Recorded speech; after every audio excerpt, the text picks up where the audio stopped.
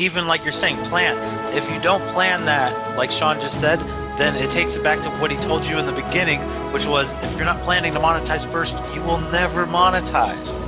Go through the series again. Feel that you have the abilities and the knowledge now that you can download it into your brain from these do-it-yourself trainings, but understand you don't need to go it alone. And we're here to make it happen with you together. Anyone that's done a lot of really amazing things, generally speaking, they're not doing it all by themselves. They need the help, and it pays to have the right talent and help on the team, which is why it would be a very wonderful and wise investment if you'd like to work with Sean and myself. Sign up today at createlaunchmonetize.com/go. Welcome to Life Transformation Radio. This show is all about life transformations and our journey from where we were to why we are doing what we are doing today. We will discuss the hiccups, the roller coasters, and the blood, sweat, and tears that has been poured out while discovering our purpose. It is all about our transformations. Here is your host, Sean Douglas. Good morning, good afternoon, and good evening. Welcome to another episode of Life Transformation Radio. I am your host, Master Resilience Implementer, TEDx speaker, business positioning strategist, and international best-selling author, Sean Douglas. This show is currently heard in over 90 countries. So whether it's your first time joining us or you've been listening to us for some time, I want to thank you to those who are listening from around the world. Life Transformation Radio is all about our transformation. Here, we tell the stories of why we're doing what we're doing, highlighting that transformational moment that changed our lives, and how we use it to then transform others and elevate their lives as well. You can listen to us live right here on the Blog Talk Radio Network, Tuesday through Friday, 5:30 p.m. Eastern Time. Join our Facebook group at Life Transformation Radio Community, right there on Facebook, where we interact with the guests, entertain, debates, talks about the episodes, and you can also subscribe to our show on your favorite podcast platform. Life Transformation Radio can be heard on Apple Podcasts, Stitcher, Spreaker, Spotify, Radio Public, Overcast, Google Podcasts, and we're available on Pandora, our YouTube channel, which is Life Transformation Radio as well. Go ahead and search on YouTube for Life Transformation Radio and subscribe on that platform. On the show, my guests are entrepreneurs, speakers, business owners, coaches, podcasters, authors, amazing human beings that are impacting the world around them. And my guest today does exactly that. If you have any questions for any of the guests that I bring on the show during our live broadcast, go ahead and give us a call at 657-383-1109. Again, the number is 657-383-1109. And with that, please let me welcome to the show my guest for today, Darin Bibeau. Darin, welcome to Life Transformation Radio. Thank you, Sean. I'm excited to be on the show. Man, I hope I didn't butcher your name. It's kind of one of those ones where it's like, oh, it's definitely like from where you're from type of last name, man. I just don't want to butcher the name. Right. It's Bibeau, but the problem is when people read it, they overthink it. So if you just say it fast, it just slides by everyone and you're good. Love it, man. Love it. So how you doing, man? It's been kind of a crazy 2020. I know, man. It's been really crazy. I've been doing well. My company's doing well. My family's doing well. Obviously, the country's a little bit of a shambles in certain places, but overall, I'm very thankful. Yeah. Awesome, man. Great to hear it. The title of this episode is A Warrior's Tactical Guide to Success with military veteran Darin Bibeau. Darin was born and raised in Plattsburg, New York. He joined the Coast Guard in 1994 with recruit company Delta 144. His first assignment was Coast Guard Cutter Spencer out of Boston. During his time with the Coast Guard, he served as a special operator and then a private government contractor all over the world. He has been in operations on the high seas and remote areas around the globe, including places he never wants to go back to. Since then, he he has made his transition into the civilian world and now runs and owns successful American manufacturing companies, most notably National Chimney Natural Light Energy Systems. He has 9 factories and over 300 employees. Darin also owns a couple Crossfits. Exercise is part of his life. Today, Darin spends his extra time as a motivational speaker, business consultant, and promoting his new book, Back to Bulletproof, A Warrior's Tactical Guide to Success. He strives to help others, especially veterans, on their road to professional and personal success. With his motto, #EverydayGSD, which is Everyday Get Shit Done, you will quickly learn that Darin lives by the work hard, play hard rule and has no room in his life for excuses. And although his accomplishments are ever growing, he still manages to share how his life experiences have shaped his career. You can go to his website, either one, nationalchimney.com or darinbibeau.com. It's right there in the show notes. Click on those. His Facebook, Instagram, and Twitter links are right there in the show notes. Click on those. Go to your favorite social media platform, friend request them, letting them know that you listened to this episode of Life Transformation Radio. Darin, my first question for you, and I believe is the most important question you could ever ask yourself or be asked, is why? Why do you do what you do? Well, Sean, it's funny because I always say I don't really like that question, but I actually love that question because I think why I do what I do is because I love the people around me, and I want people to be able to excel at anything they do, whatever that is, whether that's, growing a family, running a business, joining the military, retiring from the military, being the best operator they can be at a company, or trying to just succeed at life. Whatever they want to do, if I can motivate them or help them get to that point, then I feel like it was a success for me. Got it. So you derive your success from the success of others. Yeah, I'm fortunately, Sean, I'm in a good position in life where I've had a lot of experience that has put me in the place I'm at right now, and it's allowed me to be able to take the time to reflect on what I've done in life and how I can share my experiences, hence why I wrote the book, but share the experiences that I've had growing up and working and doing the things I've done, and then hopefully the free time I have because of that allows me to help others or motivate others or just bounce ideas off of each other. And, when someone has a question for me, I mean, there's no bad questions, right? I think, you being a military person as well, we always say there's no stupid questions, even though we laugh and say, there are stupid questions. But if it's something I don't know the answer to, I mean, I'm not an expert, right? What I like to say is I can find the answer, I can direct you to the right direction. And it feels good.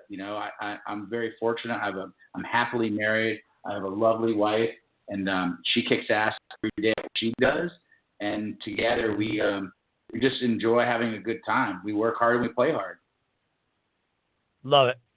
Absolutely love it, man. And that is a great way to live. I do the same thing.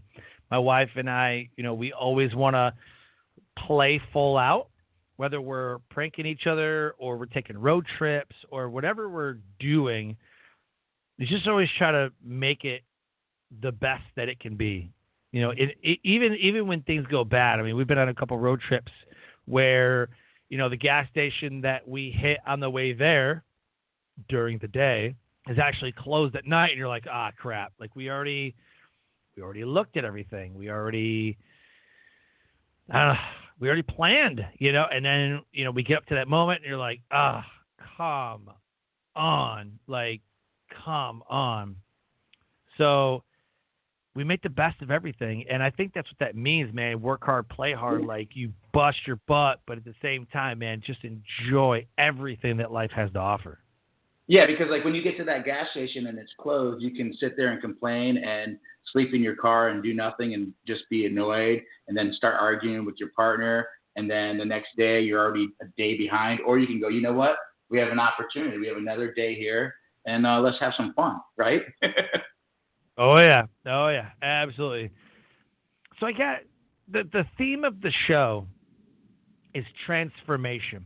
And we've all been through many transformations, whether it be from the time that we became an adult to joining the military, to transitioning out of the military, building businesses. There's always these transformative moments. What has been your transformative moment that really impacted you? It changed your life, which then puts you on the path to what you're doing today. Well, you know, it's almost a loaded question because I feel like, as you said, there's several things in your life that, you know, that you come across that change your life. But, you know, I'm going to go back to when I was younger and I decided to go in the military. And the day that I made that decision and got off the bus in Cape May, New Jersey for boot camp, that was a pivotal point in my life. That allowed me to realize my life just changed. And at that point, I don't think I knew what that really meant. But because of that, it compounded into many changes down the road as I stayed in the military for several years. And then multiple changes continue to happen. But I would say if I had to pick one pivotal point in my life, it's getting off that bus in boot camp. That seems to be right around the time that I understood that my life was about to change. Like, yeah, right? Like you just get off the bus, you're like, what the hell did I do? Because, you know, everybody's like, oh, man, I can't wait till you get in. I don't know how to hold my bag. Come on, man. Right. Pick them up, put them down. Yeah, and, you know, I think it's funny that that's the moment that you chose, because I grew up in a way that people were like, man, I can't wait for you to go in the military, man. You're going to come out changed. You're going to come out, you know, a different person because, man, the guy that you're going in, man, well, I don't know. I don't think I was that bad as a kid, but, you know, my whole family's like, man, I can't wait till they see you, you know. But then I was a drill instructor for Air Force basic training, and then I thought I was, you know, pretty hard. I mean, I had people crying, you know, like, yeah. Like, come on, it's not that bad. Like, we had people crying. It was crazy. And we had battlefield airmen. Like, in my unit, we had battlefield airmen. So we taught, like, the PJs and TAC-Ps and pararescues and guys who were coming in specifically to become, like spec ops, right, special operators and things like that, right? So it was just so crazy that I was like, yep, you need the military, because I would expect my family to go, you know, the military's going to be great for you. You're going to be great. You're going to have a wonderful time. I didn't get that. It was, oh, man, I can't wait till they meet you. Like that, yeah, that's what I got at 18. My parents and friends said the same thing to me, I'm pretty sure. And I remember my mom, she said, whatever you do, don't lose that smile. Well, I didn't lose a smile the first day or two. And then I kept having to do more push-ups and getting yelled at, telling me, wipe that stupid smile off my face. What's so funny? And nothing was funny. I was scared shitless, obviously. But, you know, you end up getting that smile back. It just takes a little time. Oh, for sure. So you join the military. You've been all over the world. And then you get out and you start building businesses. I'm really curious, and I kind of already know the answer to this because we kind of had this conversation before, but of all the businesses that you could have created, you created National Chimney. What sparked that? What was that road like coming out of the military and then building the companies that you have now? Well, you know, I say this in my book too. It's when a door opens, you got to go through it, right? So I left the military and I was a government contractor overseas. I was in Southeastern Asia for a few years, doing some pretty fun stuff in some pretty shitty places. And I actually ended up coming back to Vermont, and I ended up meeting Marty Fuller, who was the guy that actually founded National Chimney, who also randomly went to the Coast Guard Academy. So I was introduced to him, and at that time it was a real small company. So I had an opportunity, and I had a decision. Was I going to go back overseas, or did I want to take this opportunity? And at that time, I said, you know what, I'm going to take this opportunity. And I think there was like maybe 8 or 10 employees. Don't quote me on that. And I decided, I was like, you know what, I'm going to take this opportunity because if I don't like it in a few months, I can always jump another contract, because that's when contracting was paying really good money, and there was a lot of stuff going on where they were needing contractors, as you can imagine, right? So I had the opportunity, I took it, and then I just ran with it. And then I took what I learned in the military and brought it into the company, and then just started growing the company. And then we grew it more and more, bought some companies, we expanded, we put more product lines into our portfolio, and that's where we are today. You know, like you mentioned at the beginning, my bio, I've got about 300 employees. We have about 9 factories around the country. We're 100% U.S. manufacturer, and I'm very thankful for all my hardworking employees, because if it wasn't for them, I wouldn't be in the position I'm at now, doing the other fun stuff I like to do, like public speaking, motivational speaking, business consulting, and writing the book. Love it. What made you decide to write the book? You know, I actually, you know Dom, right? Yep. Yeah, so I was at, I think it was in Shreveport when you were there. We were talking, and he was saying, he's like, when you do these events, does anyone ask you about a book? I was like, yeah, all the time, but I've never written a book. I wasn't the best kid in English, you know. And he's like, you really need to tell your story. You got a really good story. So fast forward to, I hooked up with this guy that was he wrote a couple books, but he was a ghostwriter, but he also was a collaborative writer. And it worked out really well. So him and I would meet at night via phone, and we did it for about 9 months, 10 months. And I gave him my story. I would write stuff down. He'd correct it and then put it in proper English, for lack of a better word. And then he put the whole construction site together around my vision. And that's how the book Back to Bulletproof was created. Love it. And it's a really good book, man.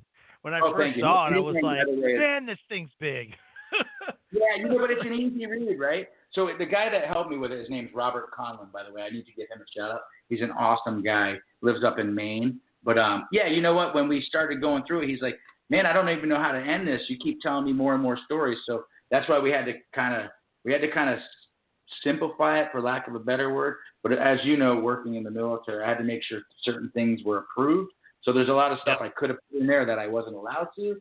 But we made it so it was an easy read, I think, in my opinion. Yeah. And and it's also on audio too. So if you're a non-reader, you can listen to it. And I can tell you right now, I did the audio. It's my voice, and it was probably the most painful and humbling thing I've done ever. It took me 5 days, and I can just tell you it was tough. Yeah. Well, when I looked at the book, I'm like, wow, this is like thick, man. I was like, man, this is going to take me a minute. And then I look, I'm like, oh, okay. So the size of the book's kind of like deceiving a little bit. You know, it's not really that long of a read. It's just the book is shorter in size, which makes the pages smaller, which means you can't fit a lot of words on a page, right? But no, it didn't take me long at all to get through it, a couple of days. And I thought it was really great. I got a shirt that says #EverydayGSD. And I'll tell you, man, it's my go-to shirt. I love it because my wife's like, what are you doing? Like, what are you doing right now? I'm like, I got shit to do. Like, leave me alone. I got shit to do. That's my thing. Like, come on, man. We got to hurry up. Let's go. I got shit to do. And so I'm out and about in different places, and somebody goes, hey, what's GSD? Like, what's it? Like, get shit done. And they're like, oh, I love it. So I always tell them, like, go to this website, man. Like, you'll see the guy. You'll see who this is. So I'm always plugging you, whenever somebody asks. Everyday GSD. Yep. Everyday GSD. And it's like, I've said this for like ever. I was like, I got shit to do. And then your shirt came and I was like, perfect. Like, this is perfect. So yeah, it's like one of my go-to, if I'm going somewhere, I'm like, I'm repping the shirt, man. So I appreciate you sending that to me. Well, thank you. I appreciate you repping it. So you get out of the military, you take the job, and you got the businesses are growing and scaling, and you're doing speaking. And how have you taken that moment when you were joining the military, what you've learned, and you wrote the book? How have you taken those moments in life and elevated the world around you. What about, for example, if someone's going to read the book, I absolutely was engulfed in this book, especially like midway through, because it gets pretty deep. Like in some areas, you go like pretty deep into some of it, which I definitely appreciated. But when you're reading the book, A Warrior's Tactical Guide to Success, how does it elevate the world around you? I mean, I think it's an easy answer, but I think the real answer is read the book and then it'll elevate you. But the reason I named it back to Bulletproof, A Warrior's Tactical Guide to Success, is because everyone has their best self in them. Either they were at that point one time in their life, or they have a vision to do the best they can, but they just haven't got there, right? But it's in you. So if you can read this book and it motivates you with my stories for you to get back to Bulletproof, it's a play on words. Like it doesn't mean you're going to go and wear a bulletproof vest and get shot at and you're going to save yourself, right? The point of it is to be bulletproof. And to be bulletproof, you need to be the best you can be, whatever that means, right? So I always tell people you need to have core values, right? You have to have goals. You have to have dreams. You have to take these steps and then try to achieve them. And how do you do that? You got to get up every single day, no matter what, and take one step forward at whatever the goal you're trying to do. I was at a convention in, I believe, Atlanta last year, pre-COVID, and I talked about this on another podcast. This guy came up to me, and he said, hey, I wanted to tell you, I heard you speak in, I think it was Shreveport, actually. And he goes, I heard you speak in Shreveport, and you changed my life. And I was like, oh, man, that's awesome. I mean, what was the message you liked the best? He goes, when you came up on stage and the very first thing you said was, everyday GSD, get shit done. Don't make excuses, because excuses, there's no room for them. So whatever your goals are, leave this room today and start trying to achieve them. And I looked at him and I was like, wow, that's awesome. He goes, but you didn't just change my life. I went home, I told my wife, and I told my 3 kids the same thing. And now my kids get up every morning and they have goals for the day. And I was just like, you wouldn't believe, like inside I had a tear in my eye of joy, but I'm sure my face was red because I was just so excited for this guy. But that things like that makes me so happy. And that's why I wrote the book. And that's why I like to speak about getting shit done. Part of speaking of those moments. That's my favorite part. It's my favorite part. Absolutely. And it's not like, it's fun being on stage. I love it. Right. And you're sure. talking to everyone. Everyone's excited, whether they're clapping, they're writing notes, they're asking you questions. But my favorite part is when you leave and you're out in the lobby area or you're at the hotel bar, they come up to you and they start asking you more in-depth questions or telling you what you just told them they're going to start it right away. They're going to change and do these things because people have it in them already. And I say this in my book. Hey, listen, I don't have a master's degree in getting shit done, but I do have the willpower and the fortitude to go after what I want. And I think everyone does. And you shouldn't be held back because you think you can't do it. You have to have the mentality to say, you know what? I want to do it and I'm going to do it. And that's what's going to happen. Yeah, 100% agree. My favorite part is getting off the stage and you see the people coming, like they get up like with a purpose and they're coming to see you.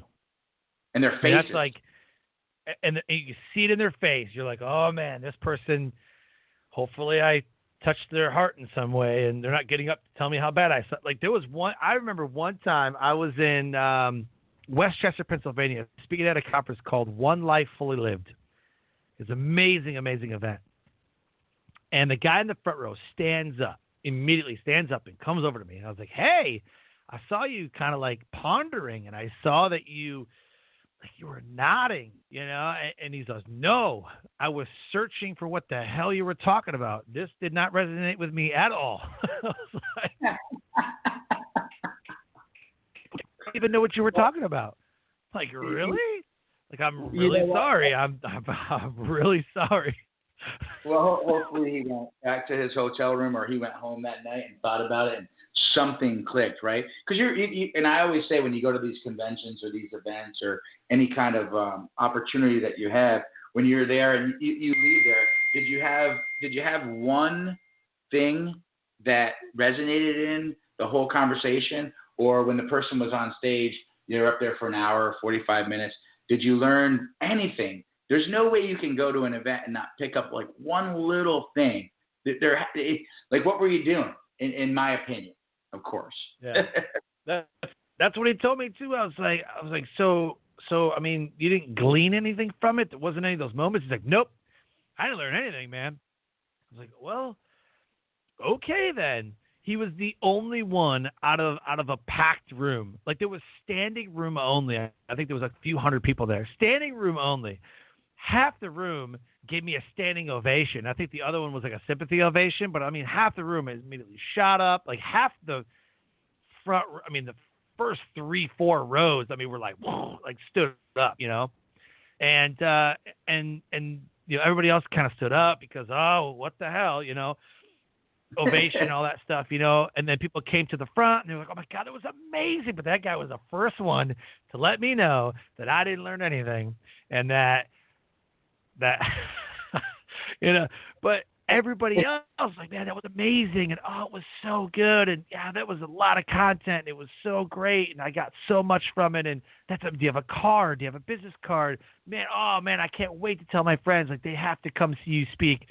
That stuff makes me feel so good. If I place where I was like, well, that guy didn't learn anything, and that guy told me I sucked, and that guy didn't like my talk, and I only paid attention to him, I would have a very different experience than what I did experience when I embraced everybody else's affirmations. Right. Which I think is key. Absolutely. It's 100% key. And that individual who, who told you he didn't learn anything or he just didn't get it, he's the same person that says, as a business owner, oh, I can't find good employees. Or as an employee, he's out there going, oh, my boss picks on me. My boss doesn't take care of me. He always wants me to do this, or she wants me to do this. It's always everyone else's fault. Instead of looking in the mirror and saying, you know what? What do I have to do to take responsibility for my life?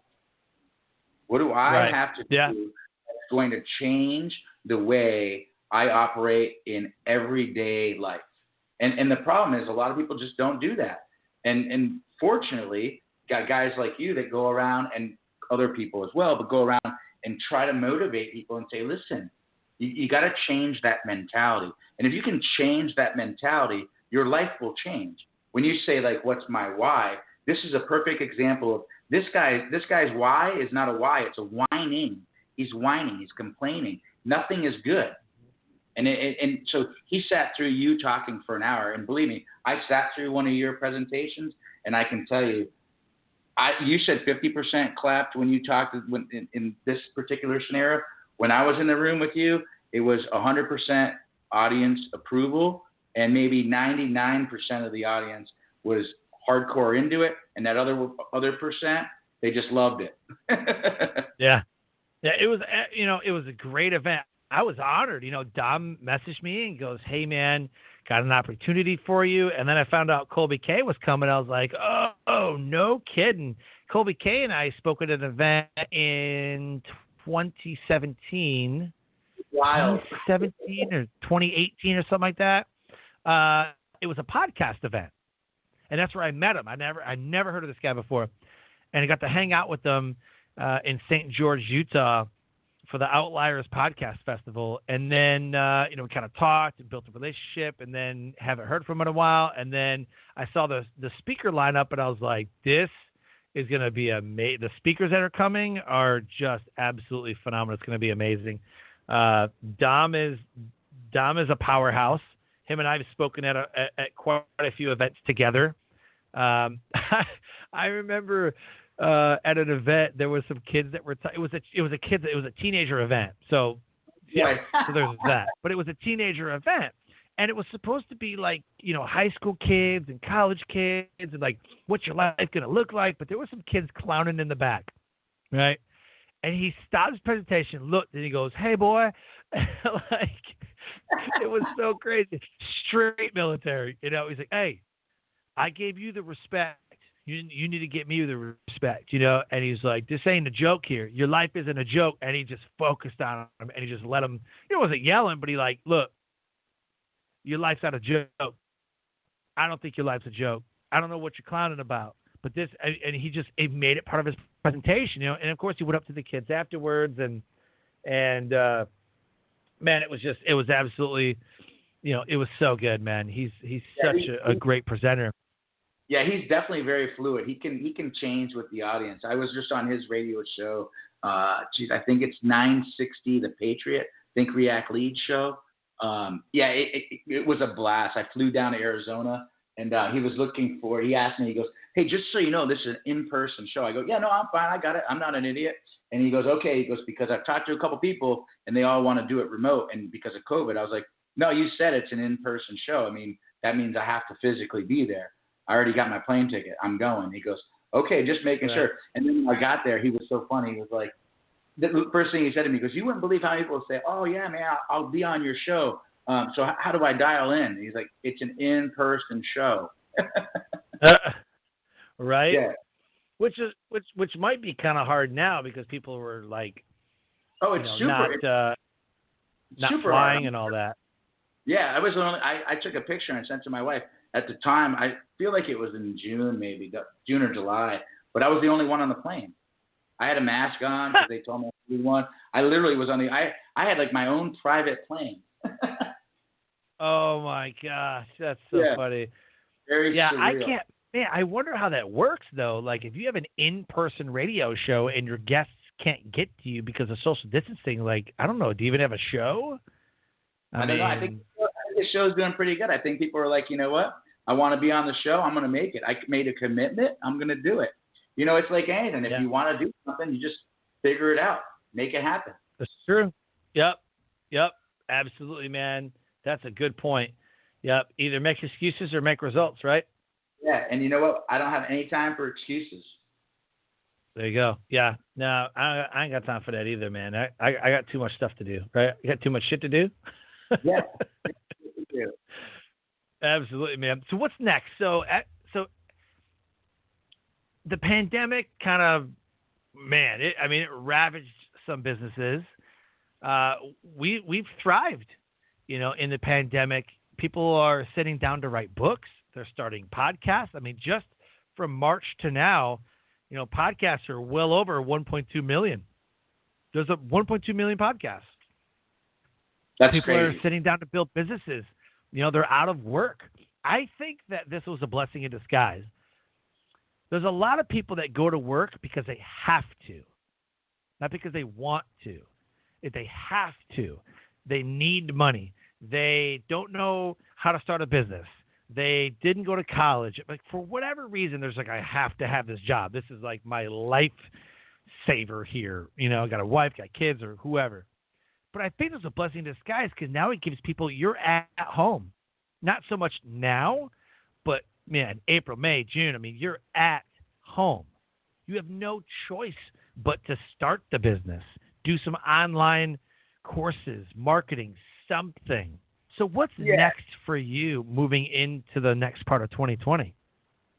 Well, let me just go back to what you were just saying, because I really want to make a point on that. It's the hamster wheel, right? And so, you know, unfortunately, there's a lot of people that are stuck in a hamster wheel, and because of their situation, they really can't get out of it because of financial obligations, or, you know, they just have a lot of unfortunate situations that doesn't allow them to leave their situation. They might not be extremely unhappy with their situation, but they're just not in love with it. And then all of a sudden the pandemic happens. So then it forces people to be like, you know what, I've got to make a change. So then you have to start thinking outside the box. What are you good at? What do you like to do? What's your passion? Where's your heart bringing you? And I feel like there's been a lot of people that have been able to make these changes. And then because of that, we have the different, like you said, what is it? How many podcasts are out there now? 1 million? Over 1.2 million available podcasts. Now, the number of podcasts that are actually still uploading episodes is more around 4.5, about 450,000, 430,000, and growing. But there's a lot of podcasts. You know, at one time there were 700,000 podcasts, but only like 300,000 of those were ever uploading an episode. Because a lot of times people will start a podcast, and by episode 7 to 10, they've pod faded out. I don't want to do this anymore. It's really hard. I only have 500 listeners. I thought when I had a podcast, I'd have 1 million. I can't find sponsors. I'm going broke. I can't find guests. Like, their systems are out of whack. So I think right now, I mean, I'd have to look at what Libsyn is calling it and what Edison Research is saying. But last I checked, there was over 1.2 million available podcasts for you to listen to, but really episodes that are being uploaded within 90 days, because after 90 days, you've considered been pod faded. After 6 months to a year, you've pretty much, like, your show is nothing. Your show's done. Right. But I mean, the shows that are still uploading episodes are still about 450,000 around there, maybe just around there, 450,000 to 500,000. We're hovering right around there that are actually uploading episodes and are active podcasts. Yeah, that's crazy. That's crazy. So what's next for me? You know, I enjoy doing the podcast. I enjoy being on a show with you. But I think my main goal right now, currently, is I want more people to get my book in their hands, so it changes the way they're thinking, changing the mentality that they have. If more people read the book, I think more people will grow and more people will everyday GSD, which in turn will get everyone just more active and people doing what they really want to do. My manufacturing companies are kicking ass right now, and that's because I've got an awesome team. I couldn't do it without my employees. I mentioned that earlier. You know, my goal is to continue growing that. We're at a great growth curve. My Crossfits, I've got an amazing CrossFit partner, Aaron Landis. And, you know, with COVID, obviously CrossFits took a big hit. But he's done a phenomenal job with Stacy Kroon. They've got a podcast as well, ironically. But these guys are, you know, they get after it every day. So what's next for me is to continue doing what I'm doing, but continuing to elevate that, to get the book out there more, try to get back on the road as soon as we can, try to get booked for more public speaking. You know, I love that. I enjoy being on stage, and probably going to start having to do more remote speaking, because that seems to be the trend right now. I enjoy being on stage and, like I said, talking to the people after. So when you do the remote speaking, you can't really do that.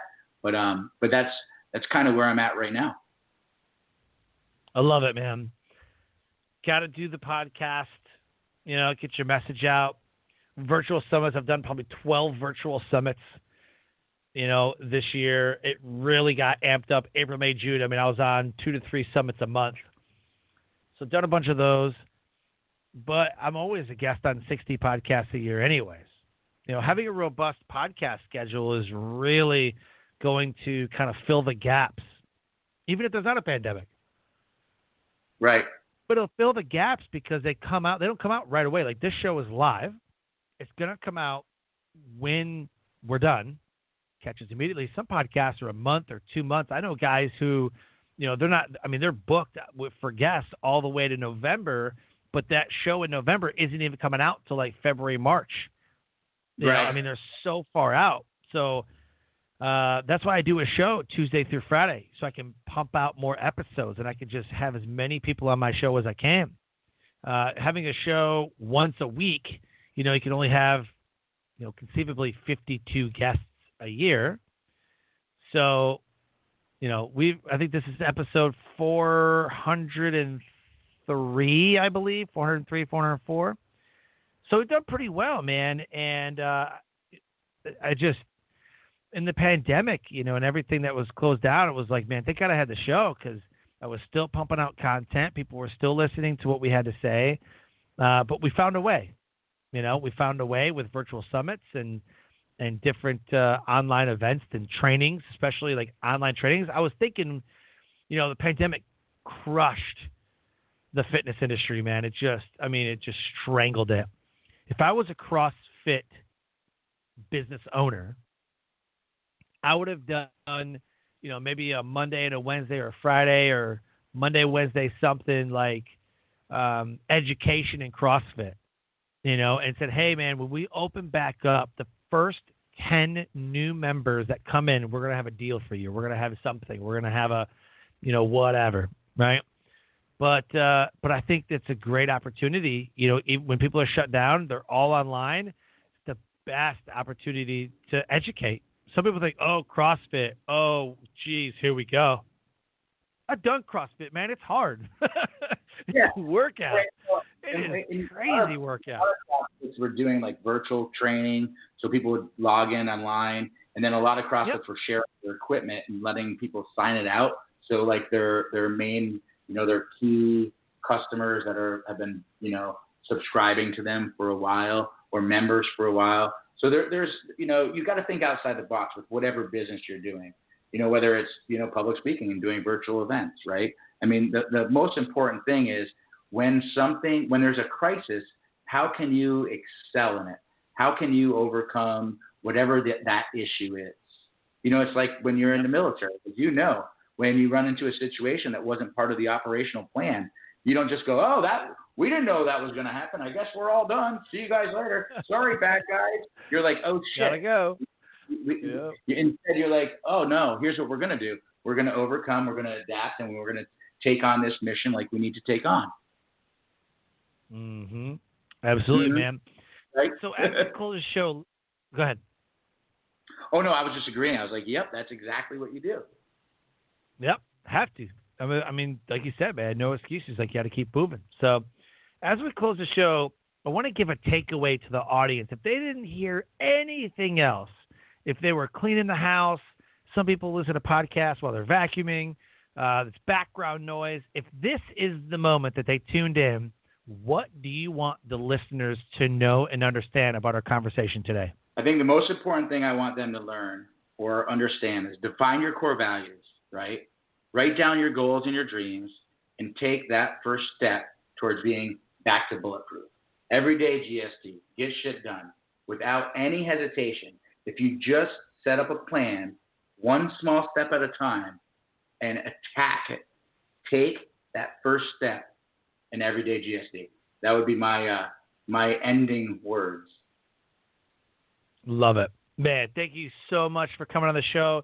It's been a pleasure to reconnect with you and to see how well you're doing in 2020 despite all the odds and everything that we've been faced up against, man. So, again, thank you for having me out at your event to speak at the event. It was amazing. I met amazing, amazing people. I don't know if she got kids, right? I'm pretty sure you had kids, right? No children. Okay. No children. I know. Yeah. I was talking to somebody. It might have been one of the other guys, Jared or Josh, or one of the guys that I was talking to in the back that was one of the organizers. I can't remember his name. Tommy. But I was like, who? Tommy. That's right. Tommy. Yep, yeah. Tommy. I was talking to him. I was like, man, did that hockey player not make you feel like the worst parent ever? Oh my goodness, right? Go call home right now. And I called my wife, and I know we're running out of time. I got to say this real quick. I called my wife, and I asked her that question, and she gave me two answers. I was like, no. And she goes, what, is that the wrong answer? I said, well, there's no wrong answer. It's just not what I was oh, man. Yep. Right. I asked my kids, I'm like, what's the most important thing in the world? Like, who's most important? And they're like, well, you spend an awful lot of time on the computer and on your podcasts. And I'm like, oh, crap. Oh, yeah. Oh, well, hey, Sean, man. thank you so much for having me on the show. And congratulations for being over 400 episodes. That's amazing, especially with all the podcasts out there and all the shows. You're kicking ass. And thank you for your service, brother. I appreciate everything you do.